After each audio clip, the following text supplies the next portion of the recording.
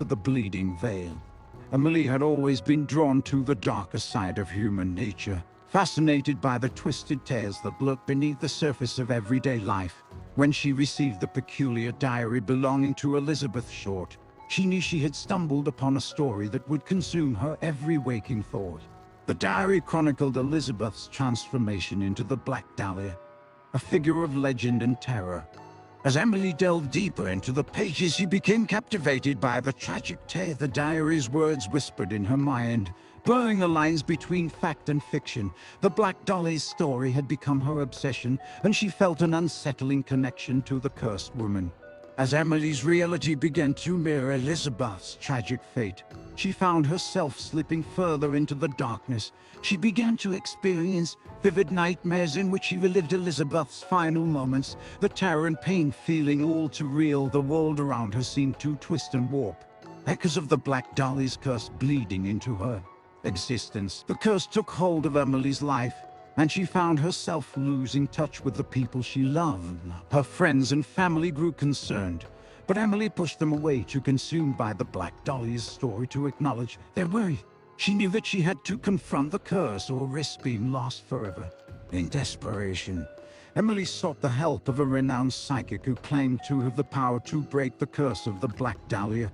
The psychic sensed the darkness that clung to Emily and agreed to perform a ritual that would sever the connection between her and Elizabeth's tormented spirit. As the ritual commenced, Emily was transported to a shadowy realm, a twisted reflection of her own reality. Here she came face to face with the spirit of the Black Dahlia, her dark eyes filled with a mixture of sorrow and rage. Emily knew she had to confront the spirit, to understand the source of her torment and release her from the curse. Emily spoke to the spirit, unraveling the threads of her tragic story. The more she learned, the more she realized that the curse was born not of malice, but of pain and loss. Elizabeth's transformation into the Black Dahlia was the result of a lifetime of suffering, her spirit twisted by the darkness that had consumed her in life. As Emily connected with the spirit, she began to understand that the only way to break the curse was to bring Elizabeth's story to light, to give a voice to the woman whose life had been lost to the shadows. Emily promised the spirit that she would share her story with the world, and in doing so would bring her peace. With a sigh of relief, the spirit of the Black Dahlia faded away, her essence finally at rest. The curse was broken, and Emily found herself returned to her own reality. The weight of the darkness lifted from her soul. Emily honored her promise to the spirit, writing a novel that chronicled the life and tragic fate of Elizabeth Short, the woman who had become the Black Dahlia. As she shared the story with the world, Emily felt a sense of closure, knowing that she had freed both herself and the tormented spirit of the Black Dahlia from the grasp of the bleeding veil. The echoes of despair. The small town of Ravenswood had always been a quiet, unassuming place, but a string of gruesome murders had shattered the tranquility, leaving its residents on edge. At each crime scene, a single Black Dahlia lay ominously, a haunting reminder of the killer's presence. Desperate for answers, Detective Laura Matthews took it upon herself to uncover the truth. As she delved into the town's dark history, she stumbled upon whispers of a chilling curse, one that was linked to the infamous Black Dahlia. The further she dug, the more entangled she became in the web of deceit and terror that surrounded the legend. As Laura peeled back the layers of the mystery, she began to unravel the threads of a sinister past. The curse, she discovered, was born from a tragic tale of love and betrayal, of a woman named Elizabeth who was unjustly punished for crimes she did not commit. It was said that Elizabeth's spirit had returned, seeking vengeance for her suffering. The echoes of despair from the town's past seemed to reverberate through the present, and Laura could not shake the feeling that the curse was closer to home than she had ever imagined. The victims all shared a common thread, a connection that led her to a chilling realization. They were all descendants of those who had played a part in Elizabeth's tragic story. As Laura continued her investigation, she uncovered a shocking truth. Her own family was connected to the curse. Her ancestors had played a role in the events that led to Elizabeth's transformation into the Black Dahlia. And now the curse had come full circle, seeking retribution. With each new murder, the town's terror grew, and Laura felt the weight of her family's dark legacy bearing down upon her. She knew that she had to find a way to break the curse, to free the town and her own family from the grip of the Black Dahlia's vengeance. Determined to end the cycle of violence, Laura sought the help of an enigmatic historian who claimed to know the secrets of the curse. Together, they delved into the darkest corners of Ravenswood's history, searching for a way to release Elizabeth's tormented spirit and put an end to the bloodshed. As they unraveled the mystery, Laura and the historian discovered an ancient ritual that could break the curse. It required confronting the spirit of the Black Dahlia and offering her forgiveness for the sins of their ancestors. Armed with this knowledge, Laura prepared to face the vengeful spirit. As she performed the ritual, the Black Dahlia materialized before her, eyes filled with the pain and sorrow of centuries. Laura spoke words of forgiveness and understanding, helping to ease the spirit's torment and free her from the curse. As the ritual reached its climax, the spirit of the Black Dahlia seemed to waver, the darkness that surrounded her beginning to dissipate. With a final mournful sigh, the spirit vanished and Laura felt the curse lift from her family and the town of Ravenswood. The gruesome murders ceased, and the town slowly began to heal from the terror that had gripped it. Laura knew that the echoes of despair would continue to reverberate through the town's history, a reminder of the dark past that had shaped its present. But she had broken the curse, freeing both her family and the town from the vengeful grasp of the Black Dahlia.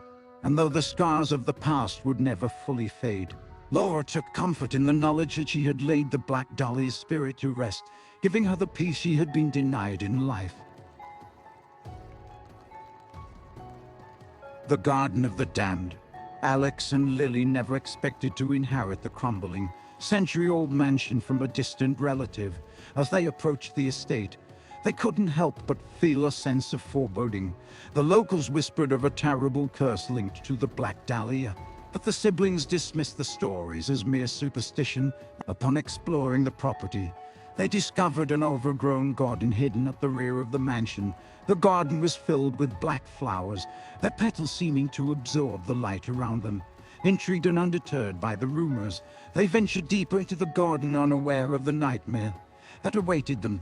As they wandered deeper, the garden transformed before their very eyes. The shadows grew darker, the air colder, and the scent of decay became overwhelming. The siblings found themselves ensnared in a nightmarish world of horror, where the twisted branches of the black-flowered trees reached out for them like clasping hands. The spirit of the Black Dahlia emerged from the darkness, her beautiful yet twisted visage sending chills down their spines. She manipulated their deepest fears, forcing them to confront their dark pasts. Alex was haunted by the guilt of a failed relationship, while Lily was tormented by the memory of a terrible accident that had claimed the life of a friend. As the Black Dahlia's spirit tormented the siblings, they realized that the only way to break free from her grasp was to confront their past and make peace with their demons. They began to share their experiences, unraveling the threads of guilt and sorrow that bound them. As they spoke, the garden's sinister atmosphere began to dissipate. The shadows receded, and the twisted branches relaxed their grip. With each confession, the Black Dahlia's power waned, and the siblings felt a growing sense of hope.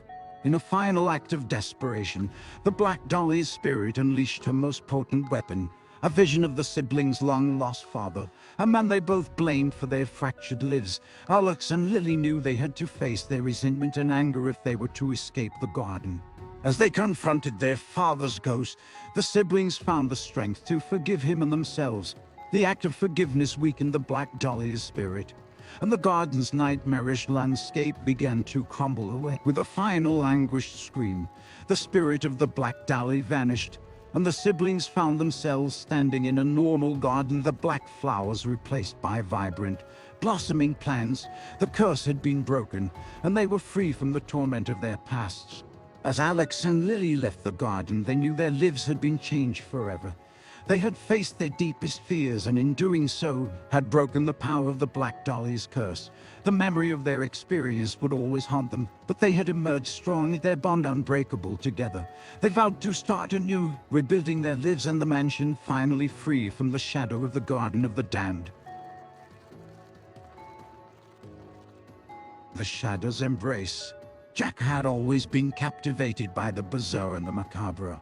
So when he discovered the peculiar painting in the dusty antique shop, he knew he had to have it. The black petals seemed to pulse with a hypnotic allure, drawing him in, consuming his thoughts.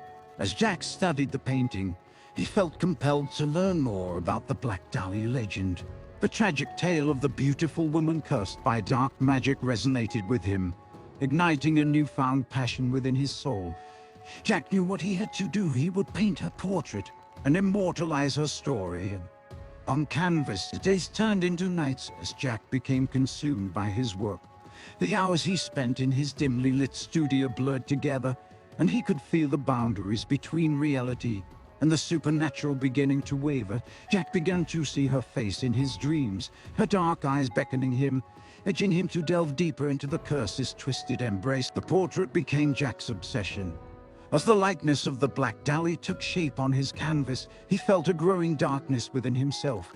The line between artist and subject began to blur, and Jack felt as if he were becoming one with the cursed woman. Strange occurrences plagued Jack's life.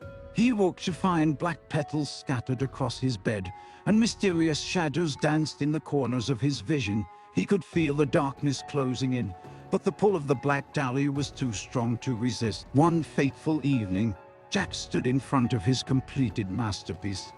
The eyes of the Black Dahlia stared back at him, and he could feel the full force of the curse enveloping him. The darkness within him had reached a boiling point, and Jack was terrified of what he had become. Desperate to break free from the curse, Jack sought the help of a reclusive mystic rumored to possess the knowledge to combat dark magic. The mystic listened to Jack's tale and agreed to help him, but warned that the path to salvation would be fraught with danger.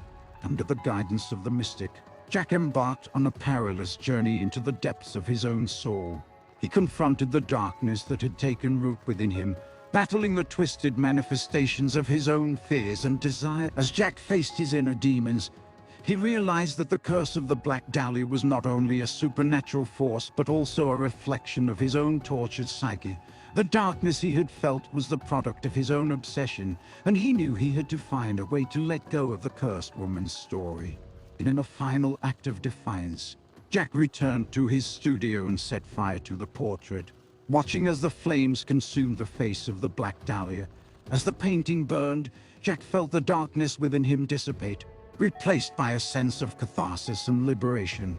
The curse was broken, but Jack's life would never be the same. The experience had left an indelible mark on his soul, and he knew he could never forget the haunting beauty of the Black Dahlia, the woman whose tragic story had led him to the brink of darkness and back. The Unfathomable Darkness. Sarah's headlights pierced the gloom as she drove into Redwood. The storm had escalated, and the torrential downpour obscured her vision. The eerie silence of the town unsettled her, but she was determined to unravel the truth about the Black Dahlia. The motel room was damp and musty, but she had no time to dwell on it. She spread out her research materials on the wobbly table, poring over newspaper clippings and old photographs. The whispers she had heard from the locals about the beautiful woman who vanished decades ago had only fueled her curiosity. As Sarah delved deeper, she learned of the legend the Black Dahlia was said to have been cursed by a jealous lover who practiced dark magic. Her spirit now haunted the town, seeking revenge on those who crossed her path. But Sarah was a journalist, not a believer in supernatural tales. One evening, Sarah decided to visit the abandoned house at the edge of town where the Black Dahlia had once lived. She was undeterred by the ominous rumors, and armed with a flashlight and voice recorder, she ventured inside. The house was decrepit, its decaying walls and floors barely holding together. A thick layer of dust blanketed everything, and the air was heavy with the scent of decay. Sarah felt a chill run down her spine as she navigated the dark corridors, her flashlight casting eerie shadows on the walls. In a hidden chamber, Sarah found a dusty old mirror. As she wiped away the grime, she caught a glimpse of a beautiful woman in the reflection the Black Dahlia. Her eyes held a deep sadness, and a sudden, overwhelming sense of despair washed over Sarah. The room seemed to close in on her, and she felt a cold hand touch her shoulder. Panicking, Sarah fled the house and rushed back to the motel. She locked the door and tried to convince herself that what she had experienced was nothing more than a figment of her imagination, but the feeling of despair continued to gnaw at her, and she knew the curse was real. Sleep eluded Sarah that night, and the following days were filled with dread. She felt the Black Dahlia's presence everywhere she went, her haunting gaze a constant reminder of the curse. Desperate, Sarah sought the help of a local medium who claimed to have the power to break the curse. The medium performed a ritual, but as they chanted ancient incantations, the room grew darker and the air grew colder. The medium's voice faltered and her eyes widened in terror. A sinister laugh echoed through the room, and Sarah knew they had failed. As the days turned into weeks, the Black Dahlia's presence grew stronger, and her darkness threatened to consume Sarah's soul. She realized that the only way to break the curse was to uncover the truth about the Black Dahlia's tragic past and bring her story to light. Sarah's journey led her through a maze of deceit and betrayal, uncovering long-buried secrets that had been hidden from the world. As she pieced together the fragments of the Black Dahlia's life, she felt a strange connection to the doomed woman, as if their fates were intertwined. In the end, Sarah's courage and determination brought the truth to light. The curse was broken, but the darkness left an indelible mark on her soul. She could never forget the haunting gaze of the Black Dahlia, the woman who had been lost to history, now forever etched in her memory.